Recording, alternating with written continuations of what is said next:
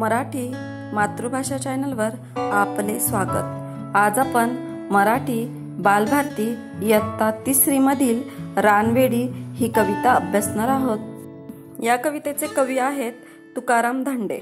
या कवितेत कवीने डोंगर, दर्या तसेच हिरवेगार रान या निसर्गमय सौंदर्यावर मोहित झालेल्या एका मुलीचे वर्णन केलेले आहे।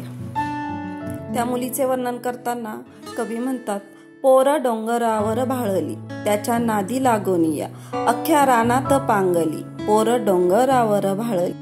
पोर पोर म्हणजे ह्या चित्रात जी दिलेली आहे ना छोटी मुलगी ती, तर पोर डोंगरावर भाळली म्हणजे ही छोटी मुलगी त्या डोंगराकडे बघून आकर्षित झाली, त्याच्या नादी लागोनिया। आणि नादी हा शब्द इथे आलाय, नादी म्हणजे छंद, छंद ह्या अर्थाने इथे हा शब्द आलेला आहे। म्हणजे त्या मुलीला त्या डोंगराचा छंद लागला आणि त्यामुळे ती अख्ख्या रानात पांगली म्हणजे अख्ख्या रानात ती फिरली। रानगवताची फुलं तिच्या कानामध्ये डुल म्हणजे रानगवताची जी फुलं आहेत तिने ते कानामध्ये घातले आहेत। अन चाईचा मोहर गळ्यामध्ये गळसर, अहो टणटणी फुलली तिच्या नाकामंदी फुली। इथे चाईचा मोहर, चाई म्हणजे एका वेलीचे नाव आहे आणि वेलीला जो मोहर येतो, छोटे छोटे फुलं येतात, त्याचा गळसर तिने गळ्यात घातलेला आहे म्हणजे ते हार म्हणून तिने ते वेल अशी गळ्यात घातली आहे। अहो टणटणी फुलली तिच्या नाकामध्ये फुली, टणटणीचे जे फुल आहे ते तिने नाकामध्ये चमकीसारखं घातलं आहे। अन बुरांडीची फुलं तिने केसात माळली, बुरांडी, बुरांडी म्हणजे एका फुलाचे नाव आहे, ते तिने तिच्या केसात माळलेले आहे। पोर डोंगरावर भाळली, पोर माळावर खेळली अन वारा संग बोलली म्हणजे ती माळावर खेळली आणि तिथल्या वाऱ्या संगे बोलली। वड पारंबीचा झुला तिचा गेला आभाळाला, पान साबरीचं बोंड खाललं लाल झालं तोंड, अहो हसता हसता मऊ गवतात लोळली पोर डोंगरावर भाळली।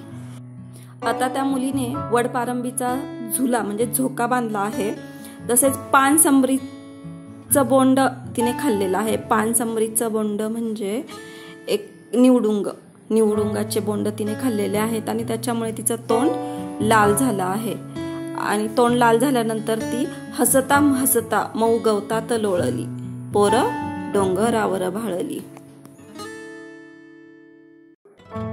गाई दांडाच्या वाटानं चाली यंगत नेटानं, ढोल ढगांचा वाजला नाच मोराचा पाहिला, आली पाऊस पहाळी तवा गडदिक पळाली, पावसाने भिजवली तरी उन्हात वाळली पोर डोंगरावर भाळली। ती मुलगी आता गाई दांडाच्या वाटानं चाली यंगत नेटानं म्हणजे आता ती मुलगी डोंगर चढत चालली आहे। ढोल ढगांचा वाजला नाच मोरांचा पाहिला, तेवढ्यात ढगांचा गडगडाट झाला आणि तिने मोरांचा नाच पाहिला। आली पाऊस पहाळी, तेवढ्यात पावसाची पहाळी आली, पहाळी म्हणजे पावसाची सरी, सर। तवा गडदिक पळाली, गडदिक म्हणजे डोंगराची कपार म्हणजे जेव्हा ती पाऊस आला तेव्हा ती कपारीमध्ये लपून बसली।